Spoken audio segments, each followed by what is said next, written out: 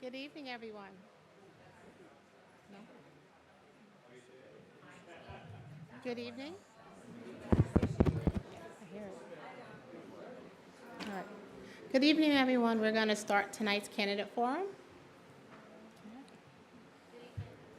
Thank you, Stephanie. Thank you. So, I want to say welcome everyone today for attending our candidate forum. My name is Crystal Howell. I am the PTA Council President. And before we begin today, I would personally like to thank so many members of our community, specifically my board and all individuals who have helped today with assisting and organizing today's event. And of course, I love to thank the candidates who demonstrate their devotion, dedication, and nurturing of our community. So thank you, Dara, thank you, Michael, thank you, Ian, and thank you, Catherine.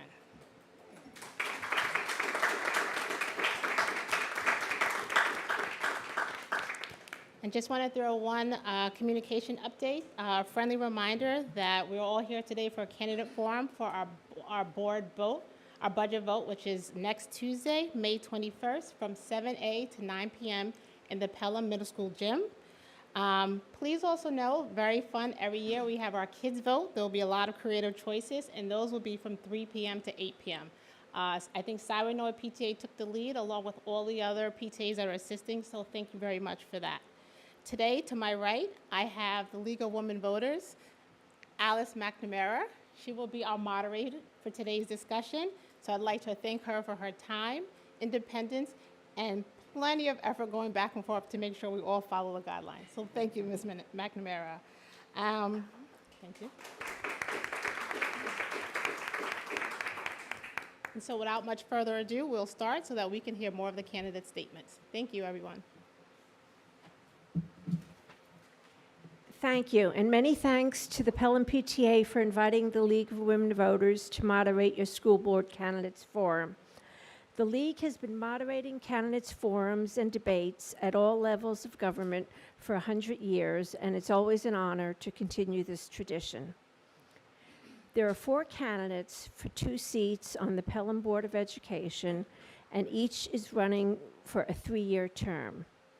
The candidates are Catherine Cohen, Dara Gordon, Michael Owen Mashane, and Ian Rowe.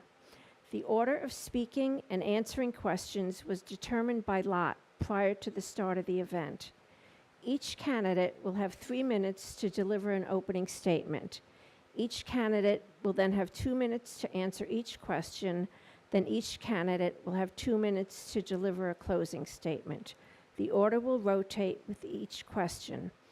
Questions were solicited from the community. Questions were vetted by a committee for relevance, and questions may have been edited and combined and condensed for clarity and to avoid duplication.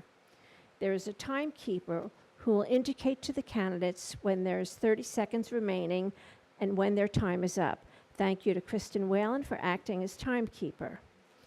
Candidates may not interrupt one another, and no personal comments will be allowed. If these guidelines are not followed, a candidate may, at the moderator's discretion, be allowed an opportunity for a 30-second rebuttal. The audience will please hold all verbal comments and applause until the end of the forum. And please, and I hate that I have to say this, please, please, please silence all your devices. Okay, thank you. And we will begin with the opening statements. First, Ms. Gordon. Okay, thank you very much.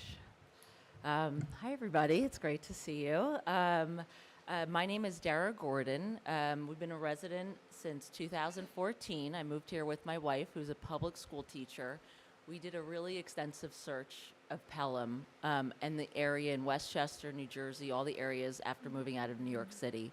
And as a public school teacher, we really, first and foremost, wanted a really strong education for our children and a strong district. And so that was one of the guiding factors of how and why we moved to Pelham, for the community and the education.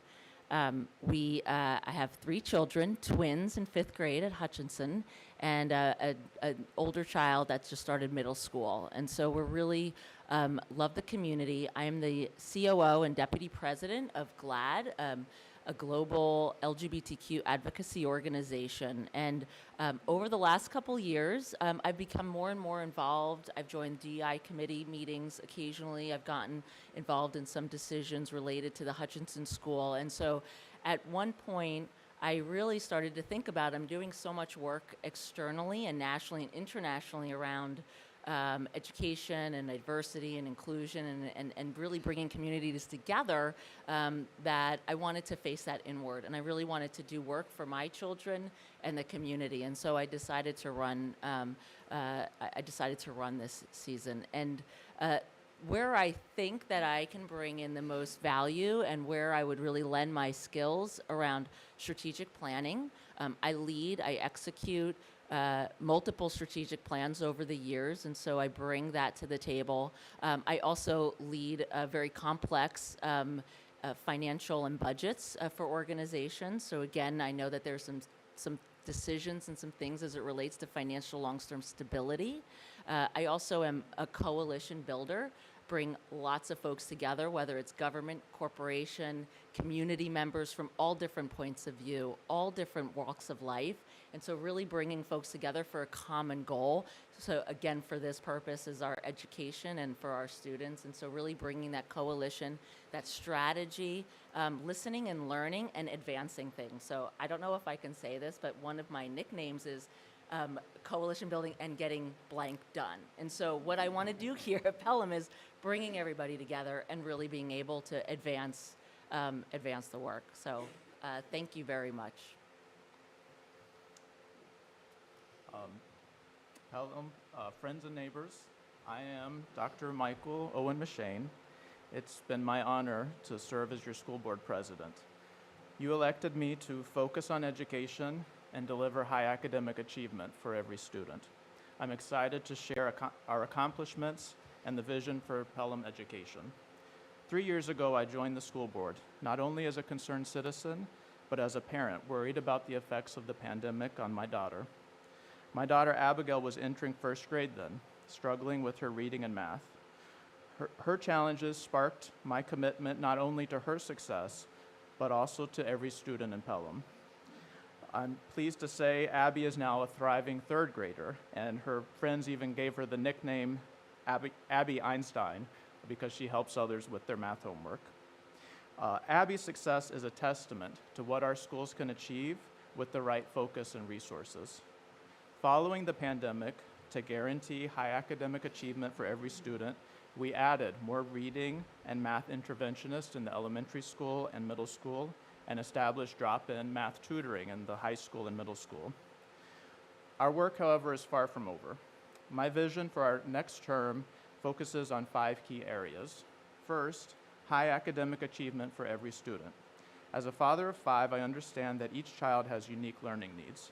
We will continue to push for high academic achievement across all disciplines, STEM, arts and humanities, and athletics and extracurriculars.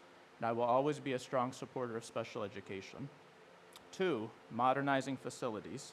We are finishing our long-term facilities plan to address cafeteria space in the high school, accessibility, air conditioning. I have the knowledge and experience to begin the hard work of implementing this plan. 3, strategic planning. We are on the cusp of finalizing our 5-year strategic plan that promises to set new benchmarks for high academic achievement for every student in Pelham. Your support will ensure the continuity and stability as we turn these plans into action. 4, financial prudence.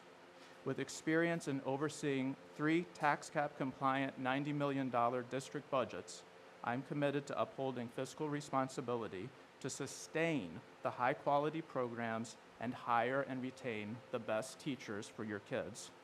And 5, health and wellness. Leveraging my background as a physician, I plan to review our health and wellness programs with a special focus on nutrition for the upcoming renewal of our food services contract. So tonight, I ask for your continued trust and support. Let's keep the momentum going so that our district and board have the stability and experience needed to continue to deliver high academic achievement for every student. Thank you. Good evening, everyone. My name is Ian Rowe.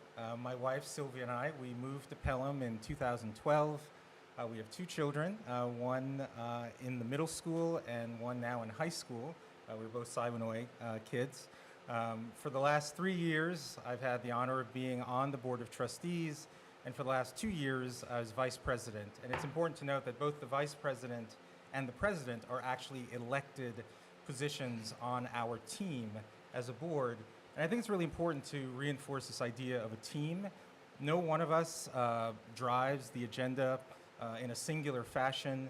And I'm very proud to say I think we have a very well-functioning team that is committed to the success of your children. And I think the idea of continuity of leadership at this time, particularly when we're finishing the 5-year strategic plan, it's a powerful first step if that same well-functioning team continues to oversee the execution of that plan. As far as my background, I'm a New York City public school kid, K to 12. I went to Brooklyn Tech High School, where we had 14 different majors. I was an electrical engineer in high school, then went to Cornell University, computer science engineering, then Harvard Business School. And so I've always been a big believer in public education as a common pathway to opportunity. And this idea of multiple pathways to individual success. We have to meet our kids where they are. And I've committed my life to improving the lives of kids. For the last 15 years, I've been CEO of nonprofit public charter schools in the Bronx and the Lower East Side of Manhattan. For 10 years, I was a CEO of a $45 million network of schools that had about 2,000 students, just slightly smaller than Pelham. We had 6 campuses, and we did some amazing things. We were pioneers in special education, having integrated co-teaching classes at every grade in kindergarten and up through 5th grade. We built an 85,000 square foot building. You can see from Metro North, so I'm very familiar with facilities challenges. And for the last few years, I launched a new virtues-based international baccalaureate charter high school, also in the Bronx, which also believes in this idea of multiple pathways. Very proud of the accomplishments that we've had over the last 3 years. We reopened schools. It's hard to imagine the challenges that existed, but we came in and we managed all the competing interests to think about reopening schools. When we saw issues around learning loss, we effectuated changes in terms of math interventions and other supports. So I'm very excited to continue the great work that we've done. Facilities, mental health, and academic achievement would be at the core. Thank you very much. Hi, everyone. My name is Catherine Cohen, and I, along with my husband Brian and our 2 children, Jack and William, who are 6 and 9, live in Pelham Manor. And for the last school year, I've had the privilege of serving as co-president of Pelham Special Education PTA, also known as SEPTA. I have a background in nonprofit fundraising management, and currently I'm using these skills to volunteer with organizations outside of Pelham and SEPTA that further the understanding of differently abled children and their families. Success in fundraising and in advocacy relies on my ability to communicate, collaborate, and build consensus across a wide variety of individuals. So my work with SEPTA, unlike the rest of the PTAs at your schools, SEPTA doesn't belong to one specific school. It belongs to the entire district. And we work with parents and teachers across our community and in our schools, as well as the pupil services team in the district administrative office, asking questions, listening, and compiling data to set our priorities and strategic direction. With SEPTA, I have been part of a team that has brought important information to families and resources, and built resources and a network through a network of individuals and organizations throughout our community and our town.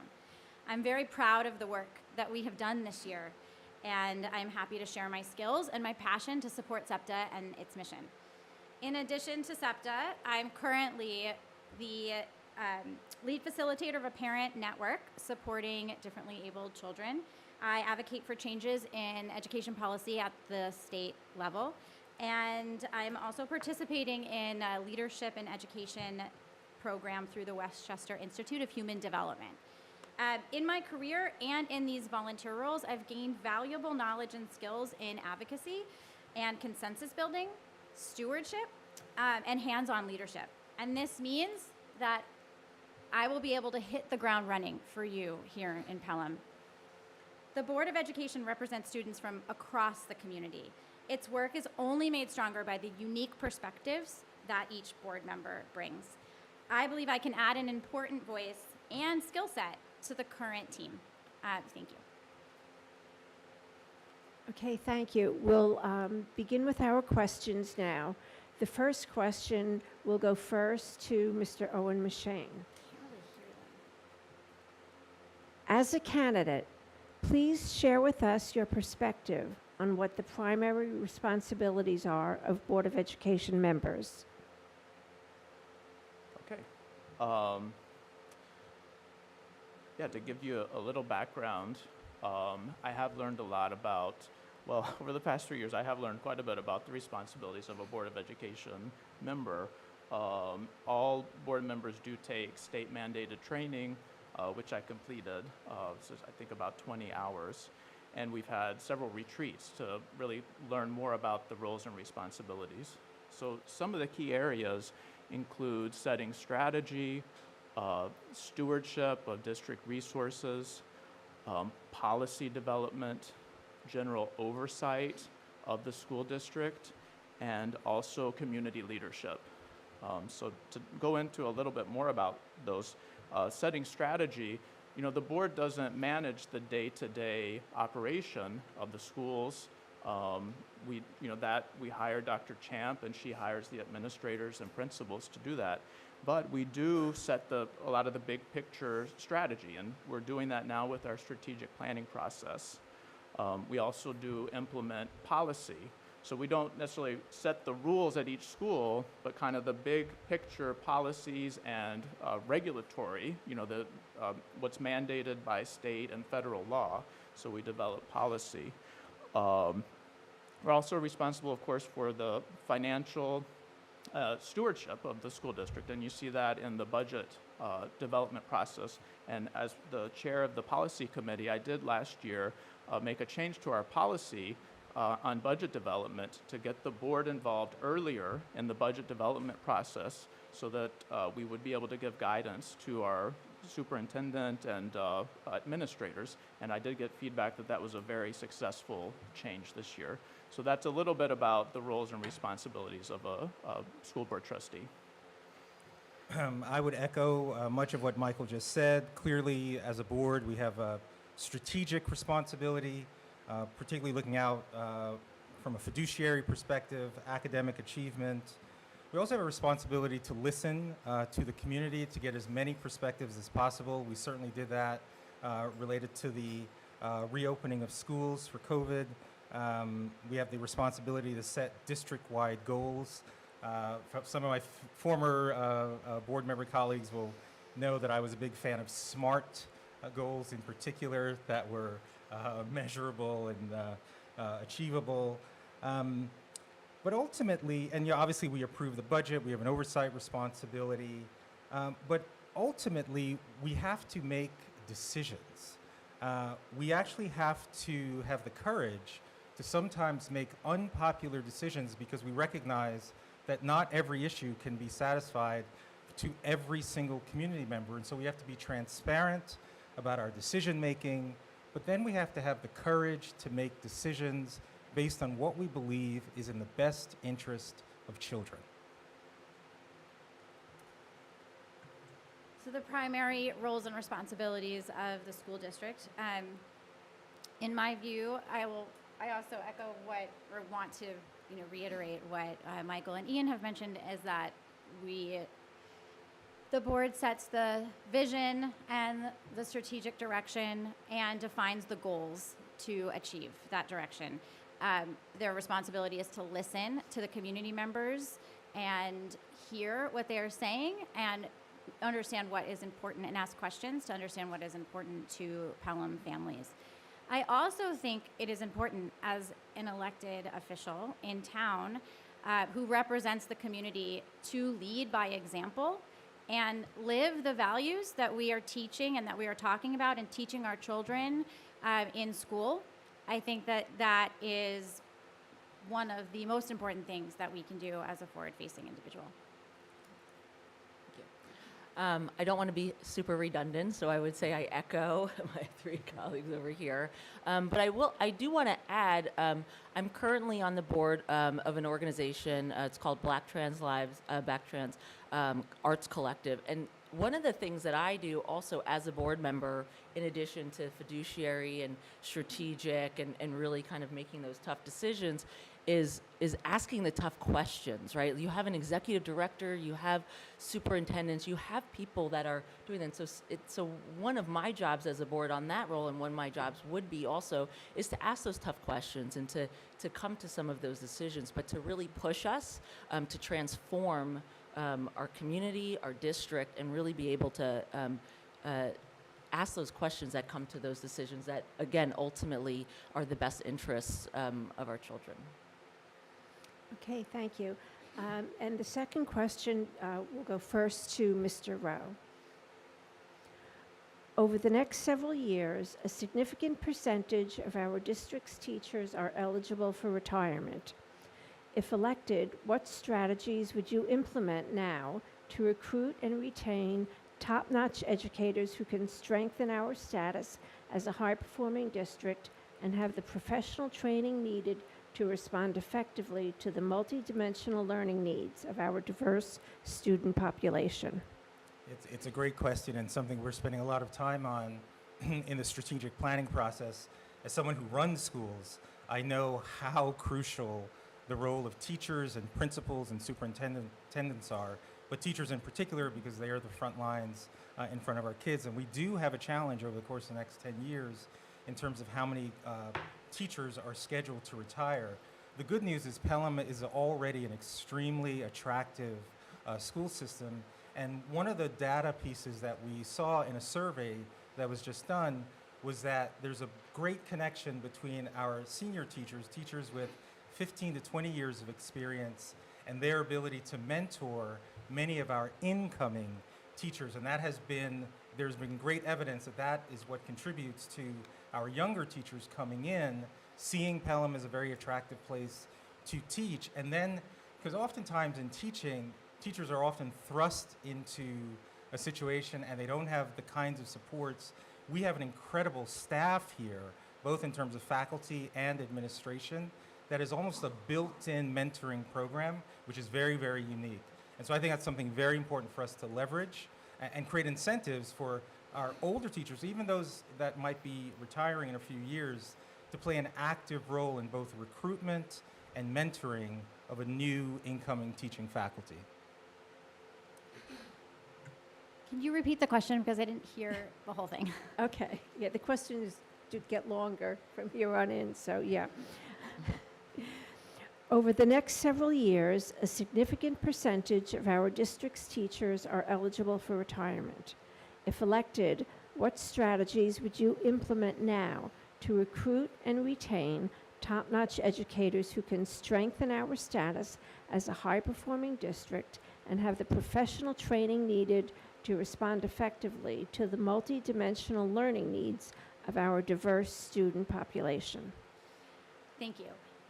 Yes, this is a very important question and one that I have been thinking about, especially as it relates to the different learning needs of our students and what it means to be seeing a large percentage of our teachers exiting the field for retirement and needing to bring in new teachers. On the plus side, new teachers bring in new ideas and new energy and can be a very exciting opportunity for the district to move forward in our teaching strategies and in the ways that we can address different learning needs in the classroom.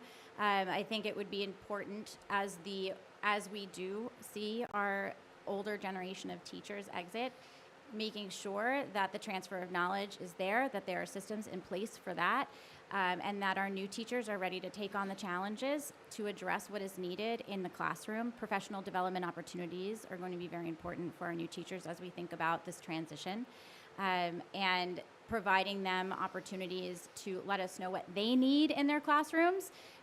We need to focus on teacher wellness. We can't talk about student wellness without teacher wellness, and making sure that our teachers feel supported at all levels, new, middle, old, however long you've been here, so that we can keep our strong teachers and our strong teaching tradition. Our programs are only as good as our teachers, and it is important to stay focused on them. Yes, this is not unique to Pelham. I think it is an issue that many districts are facing, as well as folks in the workforce, right? Finding really good talent, finding really good teachers. So I would look at our recruitment strategy and maybe thinking outside the box, or how we have done it in the past, and really putting together a really strong recruitment plan. I'd also really look at sort of that hiring plan through the lens of equity.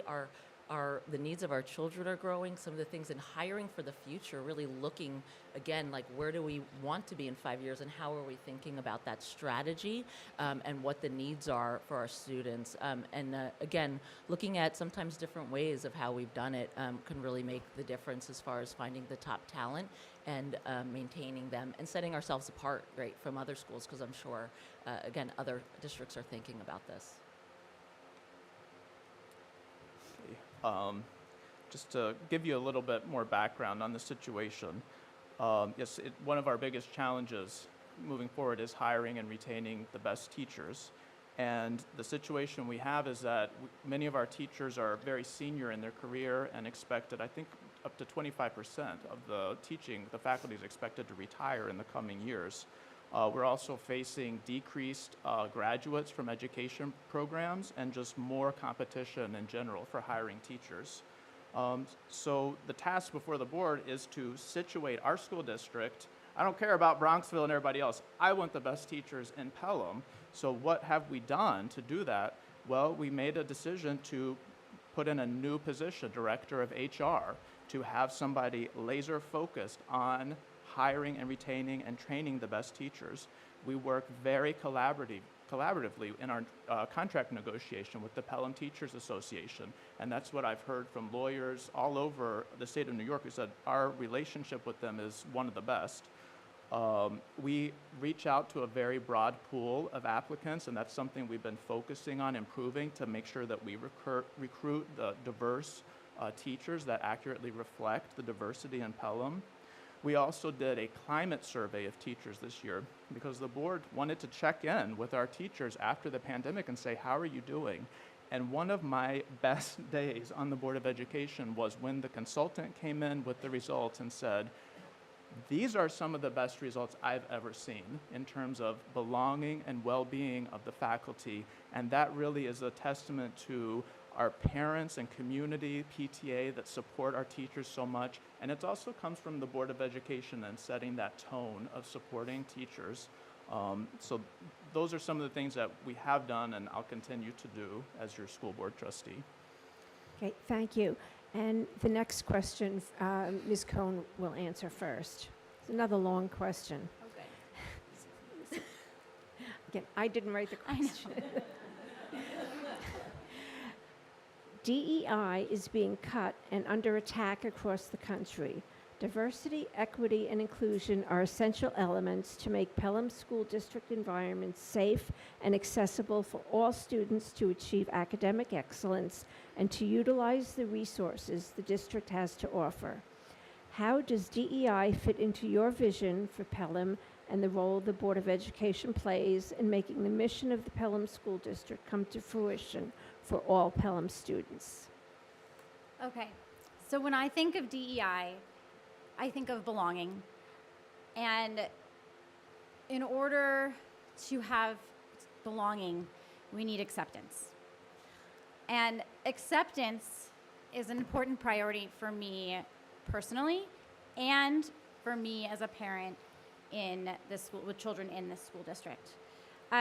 So the role of the board in fostering a sense of belonging and acceptance looks like, to me, providing opportunities for students to learn about differences. Going back to teacher recruitment and retention, hiring teachers that our students can see themselves reflected in, fostering a sense of safety and security in our school building during the day, and letting our students know that there is a trusted adult in the building for them should they need one. We know that kids, in order to achieve, need to feel like they belong, and the role of the board, I feel like it would be important for us to always have our eye and keep our finger on the pulse of that feeling, and make sure that the actions that we take and the decisions that we make take us forward towards that goal.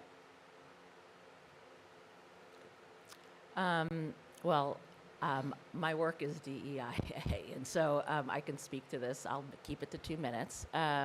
But I bring that have brought that into organizations consistently through my career. I think it's, regardless of the controversy or what it is, it should be in the fabric of everything we do. And so ultimately, right, you can't move what you don't measure. And so utilizing best practices, bringing that to the district around how we build this strong lens through DEIA. What are the action plan associated with, what are the priorities, and how do we measure it, right? Really bringing people together, bringing community together to create action and be able to make that measurable and hold all of ourselves accountable. Ultimately, right, this is a commitment throughout, right, that does not stop, but ultimately it becomes weaved into the fabric of everything. It's part of our strategic plan. It is part of our hiring practices. It is not a sidebar of what are we going to do here. And so that would be my commitment, is to bring that experience and those skills into sort of how we think about our school district. Thank you.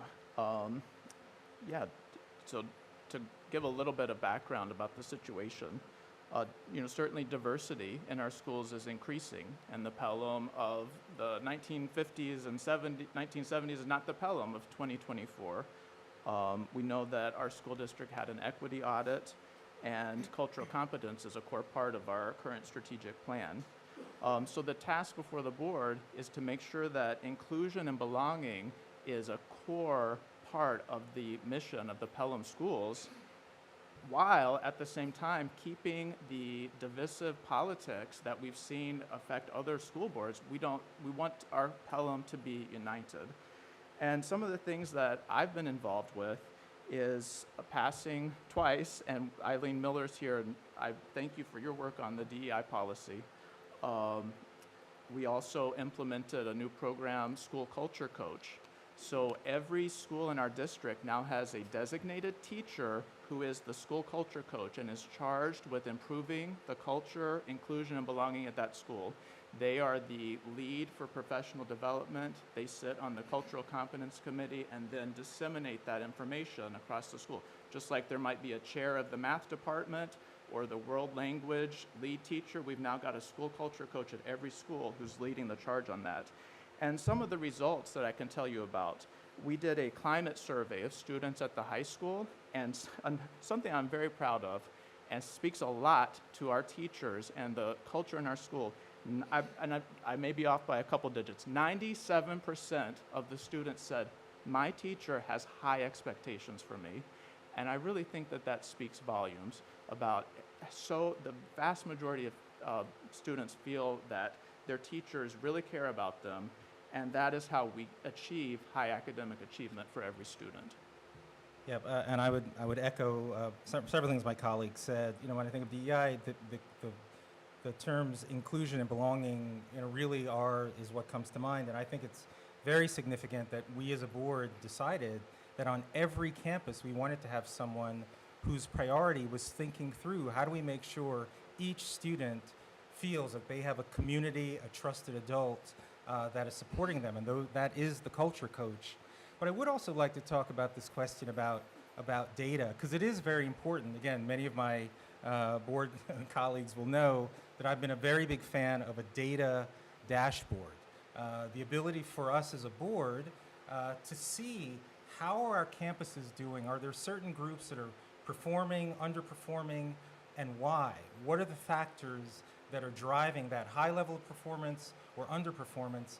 And then what can we do real time to create the kinds of interventions? So similarly, when we were post-COVID, we saw evidence of learning loss, we had enough information to be able to make decisions to improve outcomes for kids. And I'm really proud to say that as a result of the strategic plan that we're now doing, there actually will be a public-facing data dashboard where the community will have a lot more information about how our schools are doing. Because ultimately, inclusion, belonging, academic achievement, all of this is towards the goal of ensuring each of your kids is exceptional and performing at the highest level.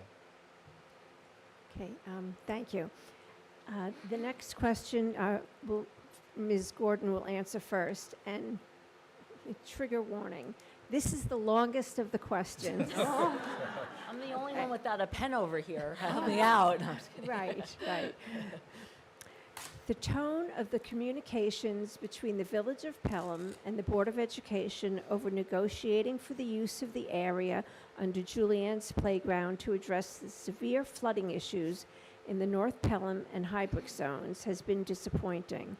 Some community members have perceived the most recent Board of Education communication on this issue as confrontational and as if it were written to be used in a court filing.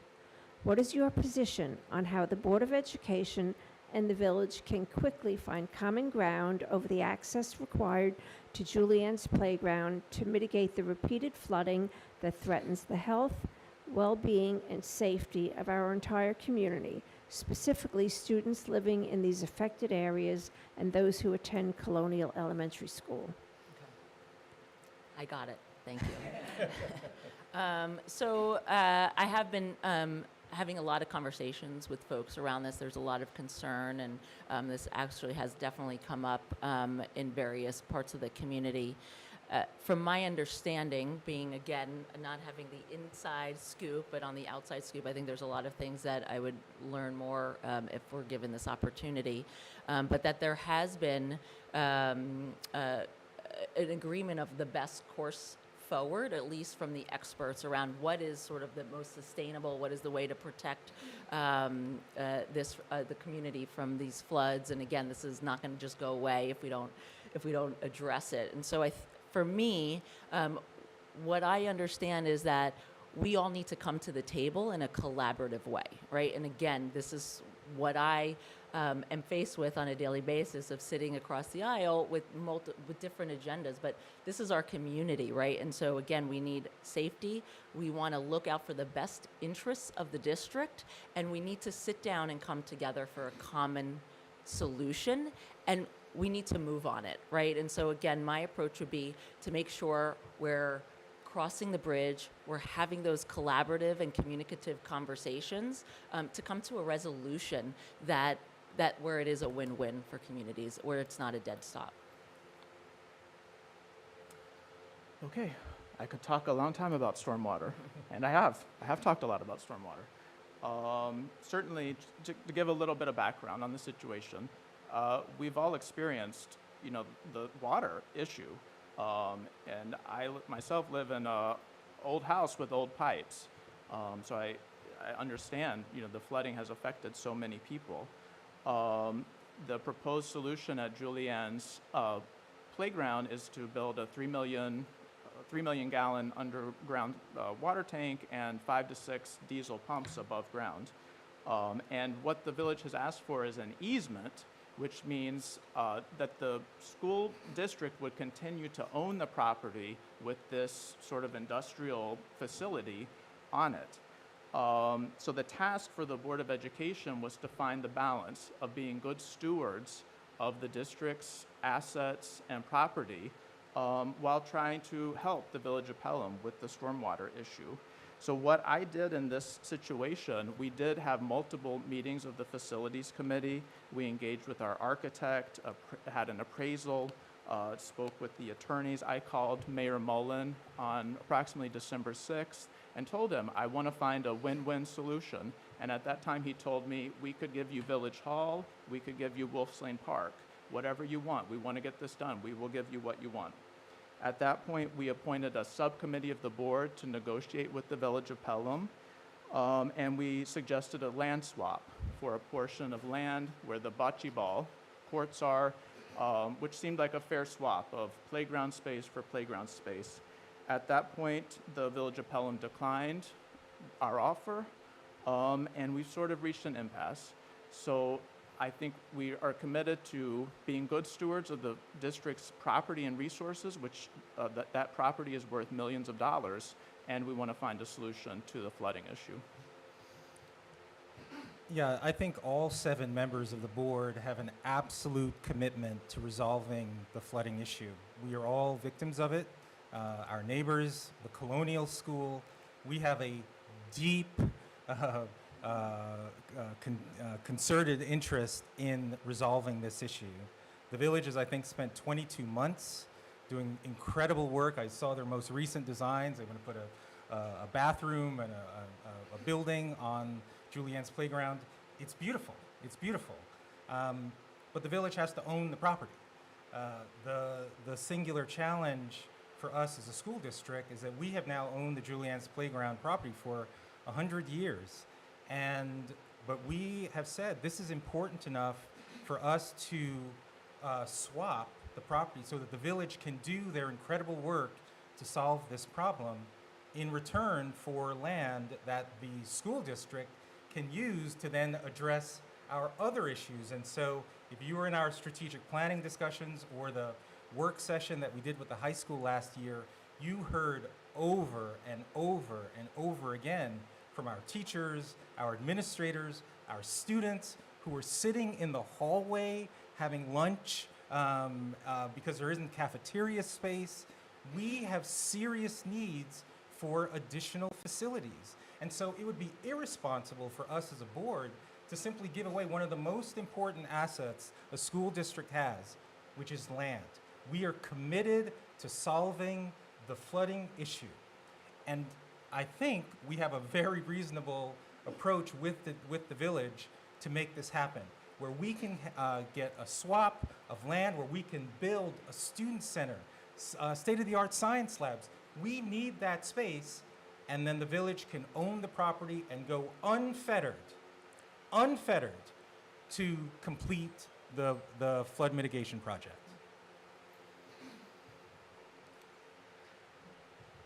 So I want to acknowledge that this is a very tricky situation for our community to navigate. And I also want to take a moment to acknowledge that people who are victims of the flood every time it rains and people who are scared of the rain is not a way to live. And I am sorry that there are people in our community, and I am, our house floods also, although we are in the manor and we have our own challenges with flooding, but it's not a way to live.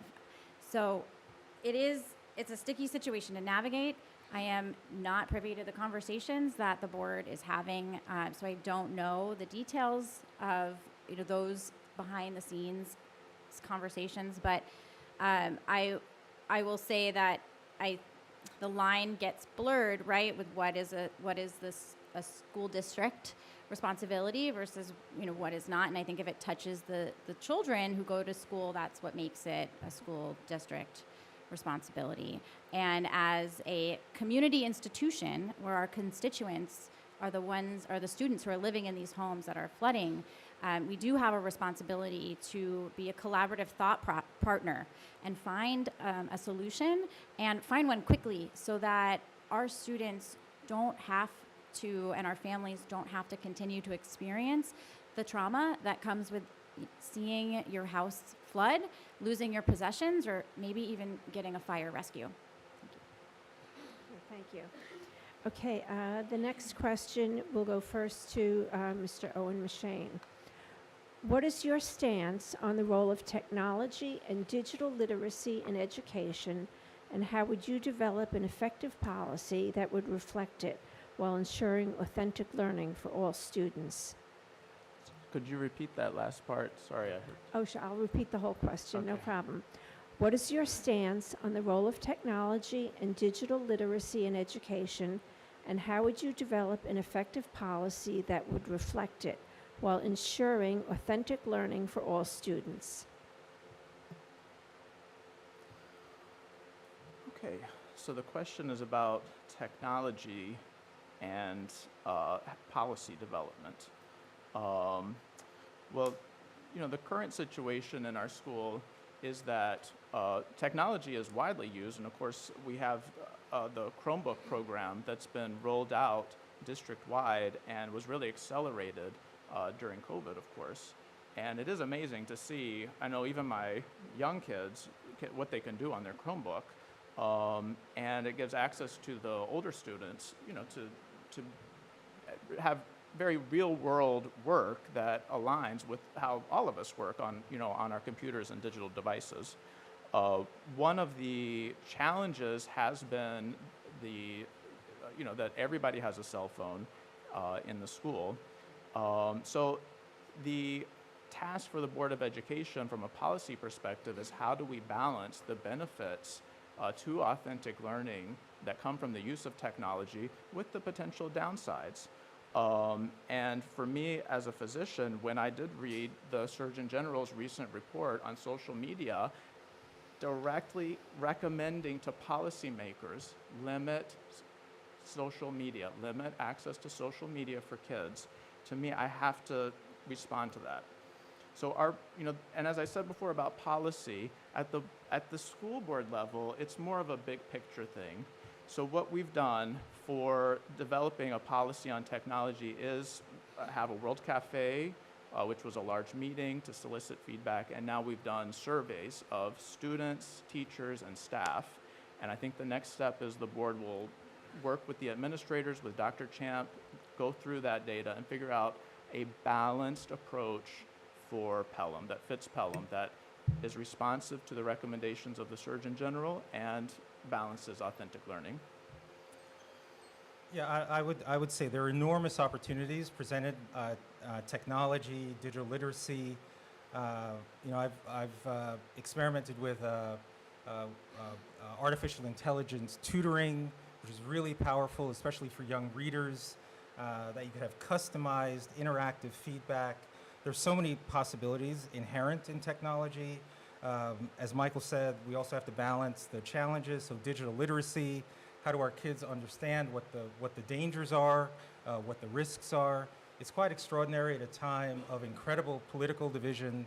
I think the number now is 42 states' attorney general, a bipartisan coalition of attorneys general are literally suing the Meta company, that's both Instagram and Facebook, for designing deliberately addictive social media algorithms intended for children. It's similar to the smoking case many years ago.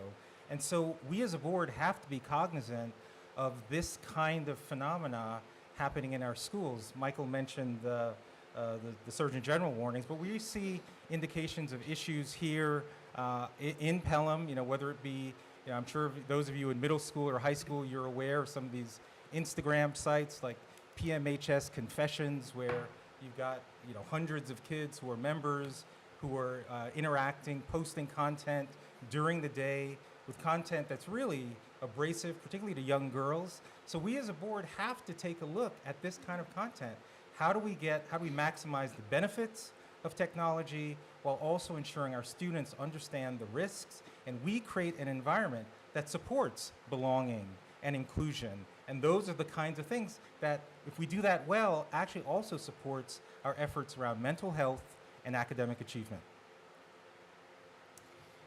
So I heard this question as being specifically about technology in education in the classroom and as it relates to authentic learning. And I think authentic learning, to me, is giving children the opportunity to learn hands-on real-life experiences and how to apply that to their life outside of the classroom. And I think Dr. Bowman and her team has done a great job throughout the district in a lot of ways incorporating this kind of learning into our children's day.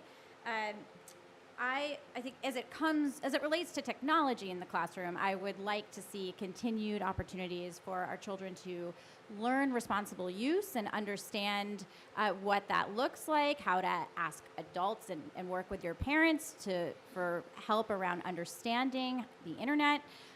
Also, I think for our students, we need to equip them with the tools to be able to manage this themselves as they are, as in their lives outside of the classroom, when they graduate, when they go to college. I mean, this is what this training ground is for. And with parents as partners, I think we can be successful at doing that. I would like to say I think innovation is a really key component, right, to academic excellence in the future, right? And so I think it's critical as it relates to our strategic plan and how we're thinking about the future. How do we harness innovation? How do we test, right? It's about testing and seeing and really figuring out new ways of achieving this academic excellence. So I think it's an incredible tool, and we should be really thinking about it as innovation. I also think on the other side, again, having children myself, right? There are also threats. There's opportunities here and there's threats, and so I think educating our young people digital literacy is really critical.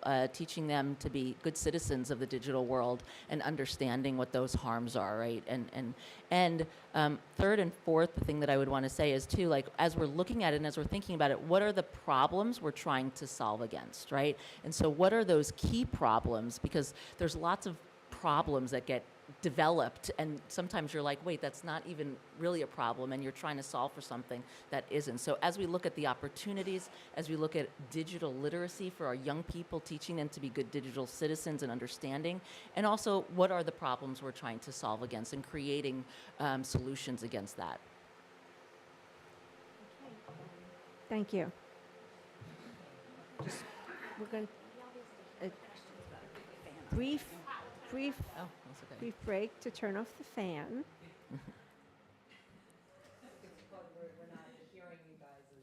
Yeah. Oh, Yes. Yeah. Thank you.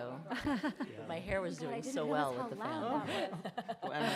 Exactly. Now we can hear, but, okay, thank you. So the next question first to Mr. Rowe. Fiscal challenges are commonplace in every district, including ours. If elected, what creative solutions would you propose to deliver on our standards of excellence for all students while also ensuring the school budgets remain tax cap compliant? As we talked about earlier, among the responsibilities of the board is both academic, and we have a fiduciary responsibility to pass balanced budgets that are tax compliant. I'm very happy to say for the last 3 years that's exactly what we've done. And this is why it's so important, in my view, that there is continuity of leadership, that we are now developing the strategic plan for the next 5 years. And a strategic plan lays out the priorities, and a budget is simply your stated priorities in hard numbers. And we are spending a lot of time making sure that over the horizon, we are not overly dependent on one particular source of revenue, that we're looking at all of the innovations that we seek, the facilities upgrades that we want to ensure, while also thinking about how are we going to pay for that.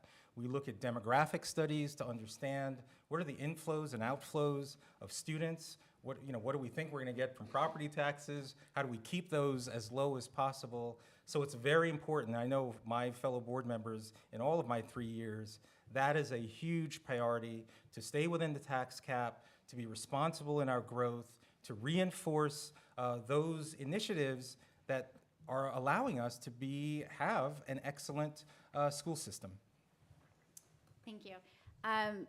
Yeah, the budget. I mean, as a homeowner here in Pelham, I certainly understand what that means to navigate the tax increase.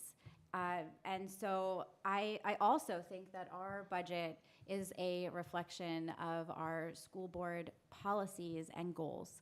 And strategic budgeting and responsible budgeting takes discipline and takes asking the hard questions and making sure that we're relying on the data that is provided to us by the district to understand how to prioritize, because you cannot do, unfortunately, we have a lot of things in flux. We have a lot of things going on, and we would love to be able to do everything at one time, but you can't.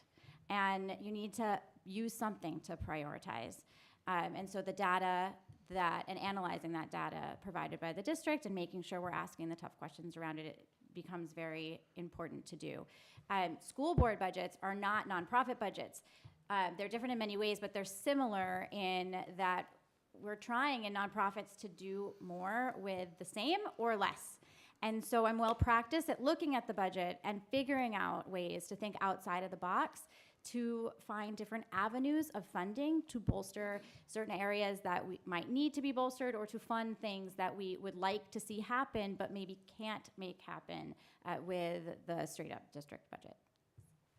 Great, thank you. So Ian said it's a priorities in the numbers. I actually run budgets as well, and I usually say it's a plan in numbers, right? And so similar concept, I think, around like what it speaks to and how it really plays out as far as what is the plan for the year. And doing that, keeping compliant and balancing that, there's also future thinking around it, right? So it's like it is those, what are those things that need to happen now and those investments now, and also always having an eye to the future, right? And so when I am in my role managing budgets, and again, learning and listening around school board budget, it would really be like, what are those priorities now? But also we always need to have an eye to the future to build a healthy, fully sustainable, and it's the approach and how I've been actually taking organizations that do live day to day or deficits, and then they're healthy and good cash positions, and really being very strategic around what that plan is or what those priorities are, and balancing the now versus the later as well. Yes, so certainly the fiscal challenges are one of the biggest challenges I would say our community faces. The situation is that we are in a tax cap era, so without breaking the tax cap, the school district can only increase taxes by a certain amount down here, and the reality is the costs are going up each year up here. And even if we don't add any new positions or any new programs, because of the way the contracts work, everybody gets a raise, they step up. If you get a master's degree, you get a little bit more. So the costs increase each year. So the challenge for the Board of Education is to sustain our programs into the future without breaking the tax cap. And some of the actions, the things we've done to do that, first, we have our reserve funds, and we've come under some criticism for our reserve funds, but that's our rainy day fund, that's our savings account, so that we can protect the taxpayers. When hard times hit, we have a cushion, and we won't have to break the tax cap. Also, we've used our advocacy and community engagement committee, I see Natalie Marrero here, to advocate to the state government, our elected officials, and because of that advocacy, we have gotten full foundation aid funding. The state government is giving to Pelham the full amount that we have deserved for years, and that is a huge win for the taxpayers and our students. We've also used our debt reserve fund to cushion the effect of the bond to protect the taxpayers, and we know that in 2029, the bond for the middle school is going to be rolling off, and that's going to be new relief and new opportunities to invest into our facilities. So yes, we definitely want to preserve our programs, high academic achievement for every student, and it's crucial that we have the financial sustainability to do that. Okay, thank you. Okay, and the next question, first to Ms. Cohen. Facilities improvements across our schools are going to be a priority for the next Board of Education. To take but one example, the longstanding issue of some high school students having to eat their lunch in the stairwell because of lack of cafeteria space has not been addressed. If elected, with whom and how would you work to resolve this? Facilities. So we can see that our facilities need improvement throughout our district. Our brick and mortar structures, our district is old. We have an elementary school that's not ADA compliant. So, and we have other elementary schools that have no air conditioning. So there's a lot of facility upgrades and improvements. I think what's important here, going back to the budget and thinking about sustainability, is leaning on the data and what our district surveys, the facility study survey or building site survey, are telling us, and figuring out the priorities from there. We can't do everything at once. Of course, we would like to put air conditioning in every building. We would like to expand we'd like to build, whatever it is, make everything perfect right away, year one for our students, so everybody can have a comfortable physical space. But that's not possible. So figuring out what is short-term, medium-term, and long-term priorities is going to be a critical thinking process and leaning on that data. And then seeing if there's any room to, depending on how that lays out and how those conversations come about, and talking about, what in the short term, maybe if we can't take care of something this year, then is there a short-term solution that we could provide to bridge that gap until it can be addressed? Yes, I echo that. I think that we need to find some creative and innovative solutions here. And I think, again, managing nonprofits with limited resources and priorities, really pulling folks together in a collaborative way. I managed facilities through the Harvey Milk High School with the Department of Education in New York City for many, many years. And you would be really surprised that when folks come to the table for a common solution, and really in a collaborative way, some of the immediate solutions you can find. So I think the prioritization around what can we do now versus what is the sequencing and what can we do later, and build that in as a long-term plan, and in the immediate really come together for some creative, innovative plans to make sure that our students are centered and they have what they need. Yeah, certainly. Okay, I said the fiscal challenges are our biggest challenge, so maybe our second biggest challenge is the facilities challenges. And the situation is we have multiple 100-year-old buildings, which anybody who lives in a 100-year-old house, as many people here do, know it's quite expensive to maintain that. So the board has the role of how do we sustain high academic achievement, the best instructional programs that need the modern instructional space, and do that within the financial constraints. And some of the things that I've advocated for, my first year on the board, I said, we need a long-term facilities plan.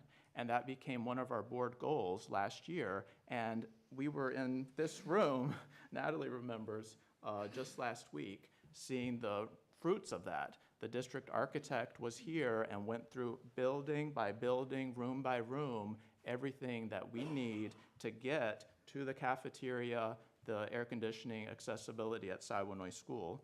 I have visited every single school and facility, Glover Field, Julianne's, of course. I've been in the cellars, I've been in the boilers, and I know what we need. As I've served on the facilities committee. And I'm proud to say one thing I advocated for last year was, well, we're constrained by our budget, and we know that we don't have necessarily the ability to borrow a lot of money until the middle school is paid off in 2029, but what interim projects can we do? And one of those was HVAC, the heating and air conditioning at the middle school. So we took some money out of our reserves, because every time I toured that building, they said, this HVAC's about to go, and it might go in the winter. So we have a plan in place to upgrade that now. So we're doing some interim projects, and we are going to have this year a long-term facilities plan, which this district really needs.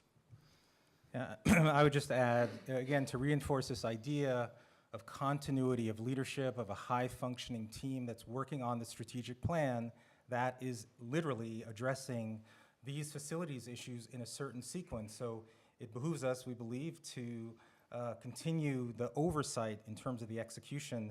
But there's no question, I would encourage everyone to listen to that work session that we did last year with the high school faculty. It's quite amazing. We went through a number of accomplishments, but then I asked the question, what's the transformative idea? What's the idea that everyone's too scared to say? And that opened the floodgates to a whole host of issues around facilities. You know, class size was getting in the way of teachers being able to provide effective feedback to their students. There's the issue of kids needing to eat in the hallway. Food itself, I mean, the number of kids who are ordering Uber Eats is actually quite incredible. But what if we had, you know, state-of-the-art science labs? And we have such an incredible science research team. So these are the kinds of things that we're talking about. Again, it's all part of our strategic priorities that we're laying out in this 5-year strategic plan. Again, we hope for the opportunity to oversee the execution of that plan. Okay, thank you. The next question first to Ms. Gordon. How would you use your role on the Board of Education to raise awareness of available special education supports and intervention services, and also make it easier for families with special education students to understand their rights and actively participate in making decisions for their child's education? Again, another question I love coming from a media and communications organization. And so I think raising awareness is really important around it, right? I mean, and again, there are different approaches to take. Thinking innovatively, people have their phones, right? How do you reach people, right? So you can have the greatest plan, but you don't know your audience and how you're going to reach that audience. And so I think there's really creative ways around how do you meet people where they're at to make sure that they're aware of this. And so there's lots of different ways to do that. Again, really looking at where do folks gather, how to reach them. The phone is an amazing tool, and it's really easy. Everybody's got a platform, right? And so again, looking at different pockets of informing folks, they want it fast, they want it quick, and they need to do it in 5 seconds or less to get in front of folks. And so creating a communications plan, targeting audiences, what do we need to say, how do they get access? And again, really creating an engaging plan around that is something that, again, we sort of do regularly, and I would be really thrilled to have the opportunity to double down and amplify those voices. I'm a big supporter of special education. I have my sister Whitney was in special education throughout her education and now competes in Special Olympics. My mother was a special education certified teacher. Both my parents are retired teachers. The challenge for boards of education is to deliver the special education services that every student deserves, because we are absolutely committed to a free and appropriate public education for every student. And to do that in a relatively small school district, which Pelham is. So some of the actions that I've taken, I was part of the hiring process for Tracy Holtz, our assistant superintendent for PPS, Pupil Personnel Services. And as part of that process, I made my views clear that we have to, I want to keep every student in district and get the services that they need in district. And that was, the message that I sent out throughout that hiring process and the part that I could do. When I have heard at times of parents moving their kids out of district, I have reached out to Dr. Champ and Tracy Holtz and said, I heard that a student, their parents felt they weren't getting what they needed. What more could we do? Do we need to put more money in the budget? If you need more money, we'll find the money. We'll do that. In fact, this year, we learned as part of our budget planning process very late that there was extra needs, and we moved $267,000 additional dollars into the special education funding to make sure that every student gets what they need. Because when I say high academic achievement for every student, I mean every student, and every student should get the support that they deserve. In terms of raising awareness of special ed services, I'd actually really love to commend Catherine and her co-chair of SEPTA to doing a lot this year to raise awareness through SEPTA, the talent nights, the information events that are not just for students with special needs, but for students with all needs, exactly. And I think it's a really important way to frame special ed, that it's part of a larger inclusive community. I'm proud that under our leadership, we've pushed more integrated co-teaching into the elementary schools. It's something I do hope that we are one day able to, at all of our elementary school campuses, that we have an integrated co-teaching class per grade, per campus. Because I think it's a very powerful way for students with different needs to be identified early, that you can address so many issues, even as it relates to enthusiasm of going to school. So those are the kinds of things I'm hoping we've made progress on under our board leadership, but I'm very much hoping that that's also part of our strategic plan. And then as far as having parents understand their rights, really crucial. I think we should have probably more events at the beginning of the year for so many parents who may be coming to the district first time. You know, even my wife and I, our son, we had to access services even before he entered kindergarten, and we were able to discover speech services which were incredibly effective. So I think we need to do a lot more on that front in terms of building awareness and understanding of rights. Can you repeat the question? Sure. How would you use your role on the Board of Education to raise awareness of available special education supports and intervention services, and also make it easier for families with special education students to understand their rights and actively participate in making decisions for their child's education? Thank you.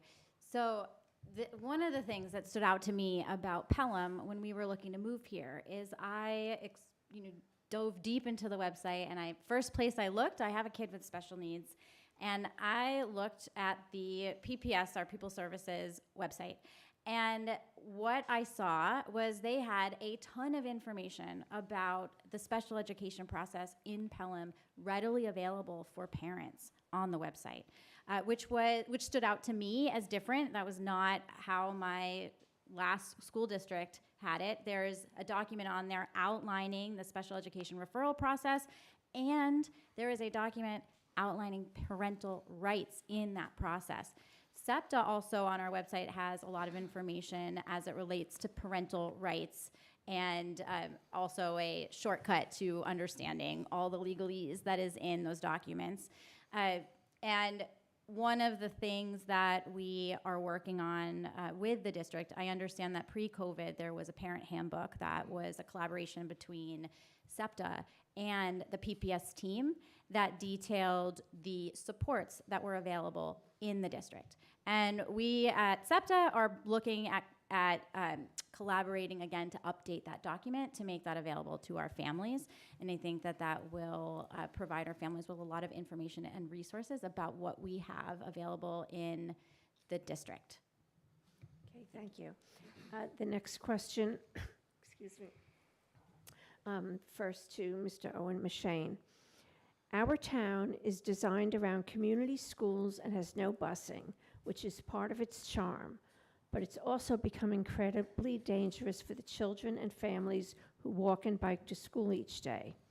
We have faced more than our fair share of incidents where children have been hit by cars and suffered serious injuries. How, as Board of Education member, will you address the safety issue, which is a priority for our community? That's a very important question. We are, just as background, a walking district, and certainly my kids walk to school, and I'm so happy that my son is now able to walk to and from the middle school and stop off at the library and drop his books off. We don't have as many late fees as we used to. And we know that there have been incidents, and in fact, one of my kids' friends was affected by one of these, who's been in our prayers, and we put him in the prayer list at Huguenot. So the task for the Board of Education in this situation is to work collaboratively, with the PTAs, with parents, with students, and with municipal officials. And some of the things that I have done in particular, I have talked with officials, Mayor Mullen and Deputy Mayor Carpenter, when an issue came up with Hutchinson School and an unsafe pedestrian situation. and we rectified the sidewalk situation that had been affected by the construction at Hutchinson School. And I've worked with Dr. Champ, who is, we've, through our facilities committee, also spoken with the Village of Pelham about the intersection of Colonial and Wolf's Lane. And what we've been advised is the students are really supposed to cross where the crossing guard is, there on Colonial, closer to Pelhamdale. And that's what the Village of Pelham has recommended. And I do have to give a big thanks to the PTA, Pedestrian Safety Council, because they have done a lot of work on this issue. And we continue to send out information to parents and students, and every year there's an orientation for students on pedestrian safety and bicycle safety. But I think our walking district is part of promoting health and wellness in our school district, because getting that physical activity is actually a big benefit for students in Pelham. Yep. This question reminds me of Anton Martinez, a beloved person we lost a few years ago, an architect who shared with me the history of Pelham. If you look at Pelham, we're one of the few communities in this neighborhood that actually has sidewalks. And when Pelham was designed, by design, there were 4 separate elementary schools in 4 separate parts of town to attract young families so they could be able to walk to school for kindergarten through 5th grade, and so they could build community within their particular area before converging at the middle school and then the high school. And so it is an important part of who we are as a town. In terms of safety, absolutely, we are obviously very concerned about this. We as a school system can't do this alone. We need to partner with the village and the manor. We have to rely on parents and children who are just getting their driver's licenses. But it's something that's obviously very important to us. Michael mentioned the safety committee. We want to do everything we can to prevent any kind of avoidable incident with children, but we all have to be in this together. We're drop off at Siwanoy. I remember many times where we had drivers going very quickly, and so we all have to take responsibility. We will work hard towards that end, but we can't do this alone. As a parent of young children, this issue is really important personally to me. My kids will be walking to school for a long time. They'll be walking to elementary school and walking to middle school and high school. And I think that this is an area, and I agree, and I love that we are sort of thinking about this all in the same way. This is an area where the school district and the PTAs, community organizations, community leaders, and our parents can come together and find a solution and work towards making walking to school as safe as it can be for our kids. I mean, the sidewalks, you mentioned the sidewalks, that was what stood out to me when we were looking at Lower Westchester towns. Pelham had sidewalks, and not a lot of places had sidewalks that people actually used. And so I want to see that continue. I love seeing the kids walk to school in the morning, and I love seeing them ride their bike, and we need them to stay safe. Yes. I think I'll just echo a lot of that and add that, yes, the charming of the walking town, I think it brought a lot of us there. I am a parent of a Hutch students, and so I know what we're all talking about here around the safety. And again, as we think about all the priorities and what those solutions are, safety of our young people, of our children, would absolutely hit the top of that, right? I mean, that's terrifying to think about unsafe environments. So we must come together, and that comes into get it done, right? Like coming together and getting it done and getting a solution, because that is obviously, I think, for all of us, a critical priority for our young people. Okay, thank you. And next question first, Mr. Rowe. In your view, what is the role of schools in teaching children about topics such as sex education, health and wellness, and bullying? What's the role of schools teaching children on health and wellness, bullying? Well, as someone, again, who runs schools, I understand our schools should be as focused on academic achievement as it is character development. So things like bullying, one of the things that's most important, especially in today's age, is that our kids don't view each other through the prism solely of race or gender. that we actually view each other as human beings, as individuals with inherent dignity. And that's what we want every young person to honor, the inherent dignity of each individual. So you know that bullying is wrong, not because you're bullying someone because of their race, but you're bullying them because they're a human being, deserving of respect. And so I think that's something very important. That's why it's so amazing. We have a National School of Character at our middle school. And from a district perspective, I really want to think about ways, how do we become not just a single middle school of character, but a district-wide district of character. Because I think the more that we focus on those types of things, the more we'll inherently address things like bullying, because it won't be in the DNA of our kids. In terms of mental health, we talked a little bit about it before. There's overwhelming evidence that the immediate access to cell phones and social media clearly is playing some role that we have to be, as board members, responsible to helping our kids understand what are the responsible uses, what are the academic uses that should exist in school. So those are some of the things that I would want to focus on, particularly this idea of how do we become a district-wide network of focused on character.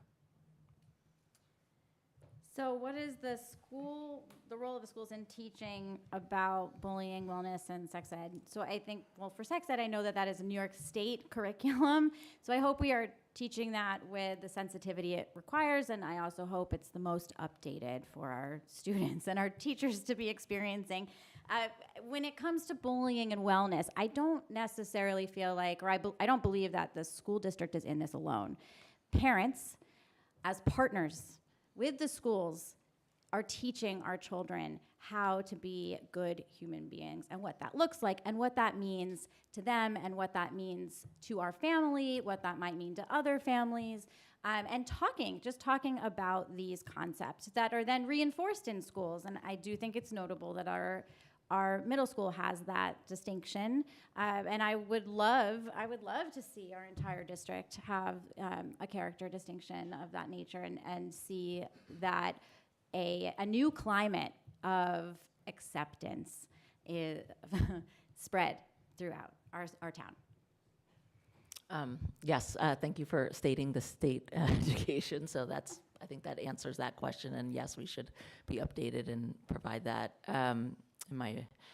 I agree around raising these citizens, right, and coming together around it. I have 3 young children, right, and they're 11 and they're 12, and they're figuring themselves out, and there's dynamics and all of that. And so I think it's really critical to help teach them in their schools, and working together with the teachers, right? Because as they get more savvy, it's like, oh, I was in the school, but I wasn't, right? And so I think, again, we do need to have that collaborative culture around what are our values and how do we hold all of ourselves accountable for our children through that. So, yes.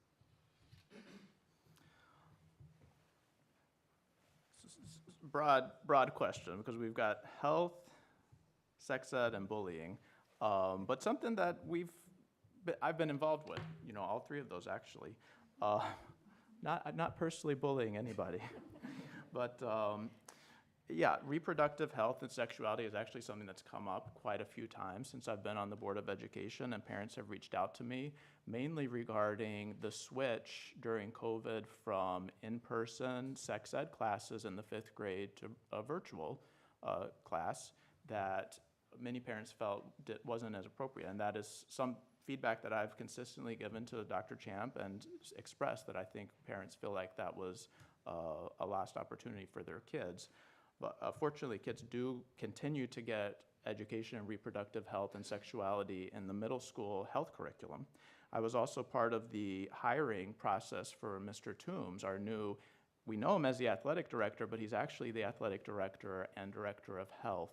And we charged Mr. Toombs with going through our health curriculum, updating, making sure we're aligned with all the state standards. And it's very important to me as a physician that our kids are getting education on health and wellness, including nutrition, sleep, healthy relationships, physical activity, because that's the foundation, not just for their academic achievement, but for the rest of their lives.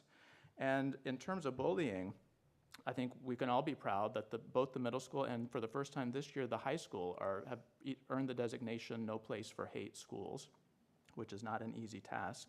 And certainly Ms. Sabia and Mr. Llewellyn deserve huge credit for bringing the School of Character national designation to Pelham Middle School and being great leaders there. And the board has funded responsive classroom, the morning meeting time at the elementary school that is designed to create a good culture within each classroom in the elementary school. So promoting health and wellness and inclusion and belonging is something I strongly believe in.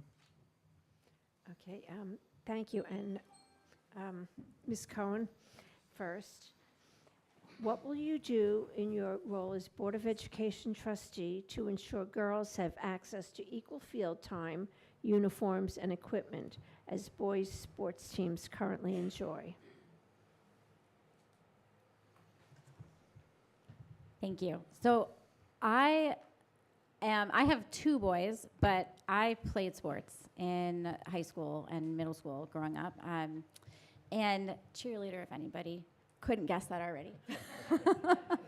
That's a play on my size. Anyway, so I'm committed in equity in sports.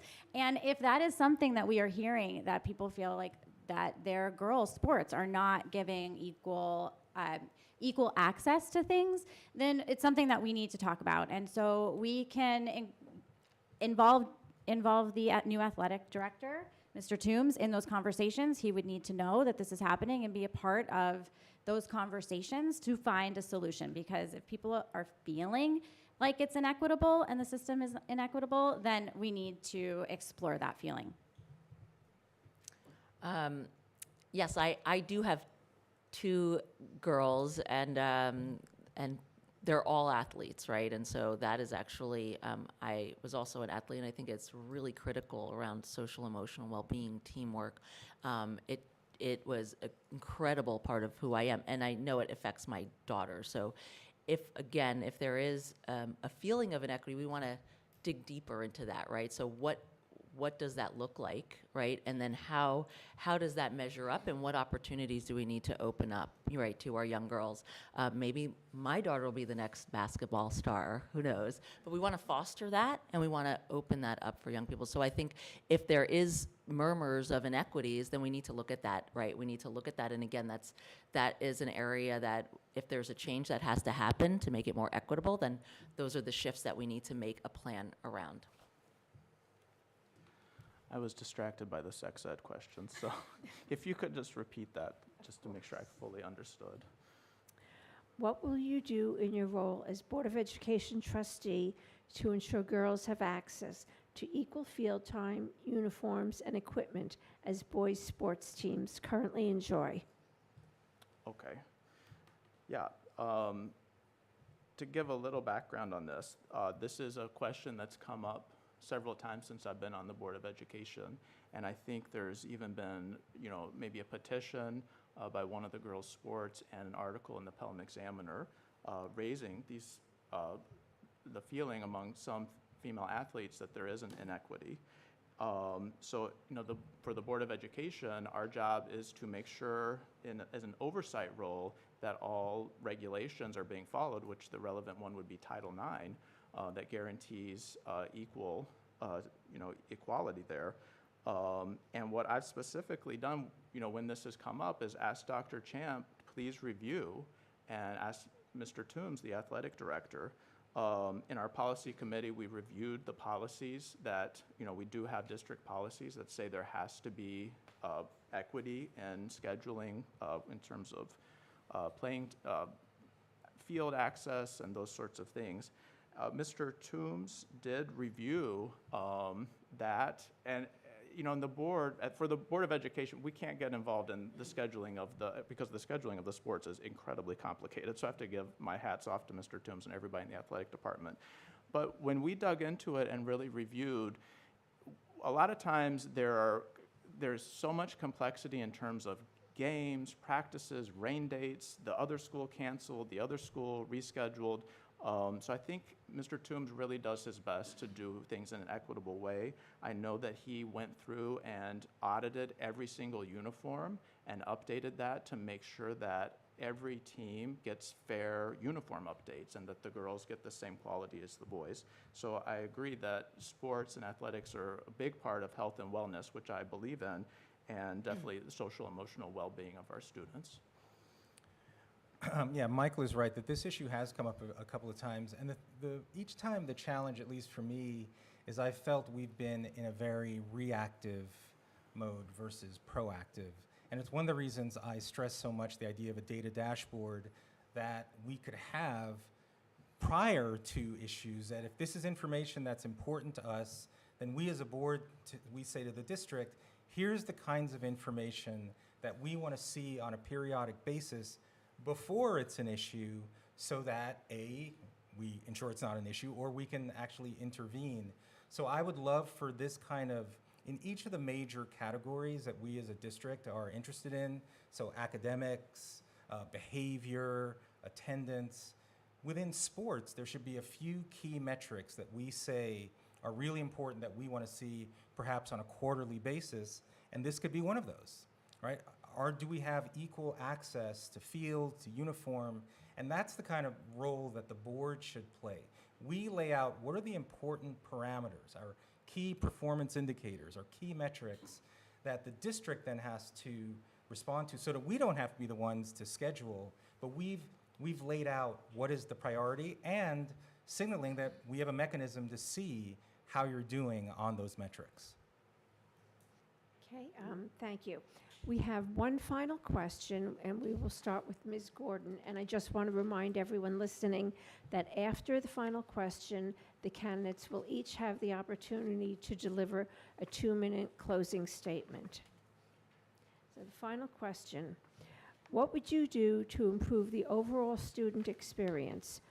It's a 2-part question. What can the district do to prevent students from burning out, enjoy learning, and are life ready? That is a big closing question. I think this is, not unique to a lot of work that needs to happen, right, in our community around it. And so burnout is, I think it's a national, I won't say global, it's a national thing, right? So it's like, what are the impact and the priorities that we're putting amongst our students? There's lots of pressure on them, but we want to instore academic excellence, right? And so we look at where's the biggest impact while following the state curriculum. Where do we offer students those opportunities for respite, mental health, and well-being, while providing and meeting them where they're at, right? Not every learner is the same, and it comes to the same place. And I think it's really wrapping our arms around each of these learners. They're all unique. I have 3 very unique children, right? And I can't believe how different they are and what different learners they are. And so I think it is really, one gets really stressed, the other one like soars in it. And I think it is really looking at the individual students and creating really mindful plans to help them with their emotional well-being and their academic excellence. And again, working that plan, you can't move what you don't measure. What is the impact, and how do we know we're doing it? And so that would be something that I would do. It's certainly our goal for every student, that they enjoy learning and become lifelong learners. And we don't want our students overstressed or burnt out. The first thing that comes to mind for me is a discussion I had about elementary literacy curriculum. And we had something, our curriculum is called Teachers College Readers and Writers Workshop. And there was some controversy in the New York Times saying that this curriculum was not strong enough in phonics. Now we took that and we beefed up the phonics. We added Heggerty phonemic awareness. But in discussing with the educators, they said, we do have to find the balance, because it's not just about the phonics, it's about creating the love of learning. And I thought that was a little bit touchy-feely, but now I see it in my kids, because they do love to learn, and I credit the Pelham schools for that. In terms of our older students, we really have to be promoting health and wellness. And the things that keep you going and keep you de-stressed are getting enough sleep, eating a healthy diet, getting exercise, having in-person, not just phone-based, in-person relationships with your friends and family.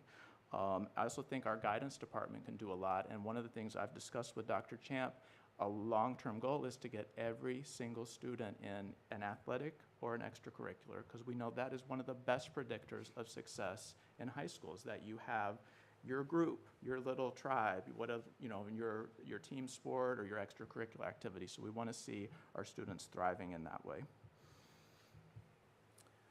Yeah, as part of the strategic planning process, we've had the great pleasure of having students on the committee, and their voice has been really powerful. We've also been having a lot of meetings with individual students, particularly at the high school. And what's so interesting when this question of how to improve the overall student experience, the message we get over and over and over again is that our students, they want to make more human connections. They want to have more positive in-person relationships. So much of the use of cell phones during the school day is to try and connect with friends because you need to meet on the stairwell, you don't know where, you're making these connections always mediated through some digital device. And what I think our students are asking for, what are the empowering alternatives that we can connect with each other? And we're really thinking about that. Are there spaces that we can design? Are there even having board games and other ways for folks to connect, like the kind of things we used to do in school? So I think it sounds a little bit hokey, but more human connection to each other, to adults, to having a trusted advisor, ensuring that every kid has someone that they know will miss them if they don't come in that day. And that's really powerful. Can you repeat the question for me? Sure. Thanks. Excuse me. What would you do to improve the overall student experience? What can the district do to prevent students from burning out, enjoy learning, and are life ready? Great. So when I think of the improving overall student experience and what the district and specifically, I guess, the board can do to support students in their learning journey, I would love to hear from the students on this and really what they want and what would improve their experience. I look younger than I am probably, but it's been a while since I've been in high school. And so, but what comes to mind for me when I think of student experience and burnout, especially because of the high schoolers and middle schoolers that I know and have spoken directly with about these, is I think of opportunities to boost self-esteem and opportunities to inspire enthusiasm for their learning. What they learning? Is it inspiring to them? Is it interesting to them? I think opportunities for leadership are very inspiring for students and something that they would look forward to coming to school that day and excited to do. I look at what kind of opportunities can the adults as a board or as teachers, what can we create for them? What positive experiences can we create for them so that they can fill their cup, so that when times get tough, because we all know middle school and high school are it's a rough go there, that when times get tough and the academics are hard, that they have something to pull from so that they're not drained and that they can still have something left in the tank to be inspired and ready to learn the next day. Okay, thank you. And the candidates will now begin their 2-minute closing statements, and we are going to do this in reverse order. So we'll start with Ms. Cohn and that way. Great. Thank you, everybody, It is and thank great. you. It is great. I'm excited. I'm excited. Thank you, and thank you for being up here with me today. The four of us. I think I'm honored to be in your company up here and having this experience. So I'm running because I believe in the power of public education, and I know I've said this a lot over the last few weeks, but it's because for me, it's true. I want what's best for my kid, but I also want what's best for your kid. I want every Pelham or every child in Pelham to have an opportunity to feel seen and to feel heard and to feel like that that they can thrive here, and I will stay committed to putting them first. I feel lucky to be sending to my kids to school here in Pelham. What stood out to us about this community is the amount of love and pride the residents and businesses have for this town. I see so many opportunities for us to work together, and I see this community being uniquely set up to support and champion their students and their dreams. I would love for the conversation to always come back to the students and to keep them at the center of the decisions that we make. I want them to know, I want to know what the students and what the professionals who are directly interacting with the students are talking about. I see a future where students play a larger and more active role in shaping the trajectory of our district. By amplifying their voices through the increased participation in committees and soliciting their feedback, we can cultivate a more inclusive and responsive educational community. After all, they're not just the beneficiaries of our efforts, they are the very essence of our purpose. My kids are young and we have a long time ahead of us in the school district. I want to reiterate that for me, this is about supporting Pelham students and doing what is right for them. I believe my fresh perspective and strengths and advocacy will be an asset to the Board of Education. I would be honored to give back to our community by serving the students and the community on the Board of Ed, and I am grateful for your support on May 21st. Thank you. I love Pelham. I love Pelham schools. I love the life that we've built in Pelham, and a lot of that has to do with the quality of the schools that we have the privilege to send our kids to, and I want that to be the privilege that every person that lives in Pelham or is considering coming to Pelham also has. I've been honored to sit on the board for 3 years, as well as vice president for the last 2 years. I think I have the ability to marry my experience actually running schools, literally on the comparable size of the Pelham school system. So I have an understanding of what it takes, how challenging it is to manage lots of competing interests with people who all have the best interests for kids, but may have different strategies to get there, navigating all of that, making tough decisions, being transparent. But I believe I have the opportunity, and demonstrated that, so I'd really love the opportunity to continue, as I've mentioned a couple of times. We have a well-functioning current board. I'd have to say things are going pretty well. I think continuity of leadership as we are finishing the strategic plan and now moving into execution of the strategic plan, in my view, is a compelling rationale for preserving our team.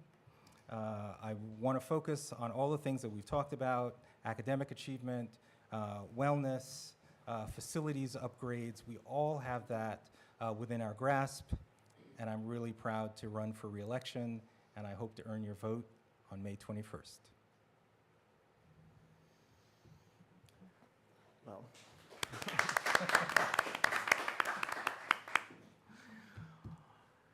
as we wrap up what has been an enlightening and slightly warm forum, I want to reiterate the core of what has driven me as in my time as your school board president: a steadfast focus on education and high academic achievement for every student. Over the last 3 years, we've navigated through the end of a global pandemic, maintaining a clear and unwavering focus on educational excellence. We've adapted and innovated, ensuring that our students not only caught up, but excelled. Looking ahead, I propose a cohesive vision focused on 1, high academic achievement for every student. We'll continue to advance our curriculum and support for all students, and hire and retain the best teachers. 2, health and wellness. I will use my background as a physician to advocate for the best health and wellness programs for all students. And 3, implement our strategic plan and facilities plan in a financially responsible way. Continuity, experience, and stability on the board are essential to turn our strategic vision into a reality. Your support tonight and at the polls ensures that our district can continue to focus on high academic achievement for every student. With proven experience and a clear plan, I am prepared to keep steering our schools toward a future where every student has the support they need to succeed in all aspects of their education. Let's maintain the momentum and ensure that our schools remain a beacon of excellence and a source of pride in our community. Thank you for your continued trust and support. please vote for me, Michael Owen Mashane, because I will continue to work hard as your Board of Education trustee to deliver high academic achievement for every student. Thank you.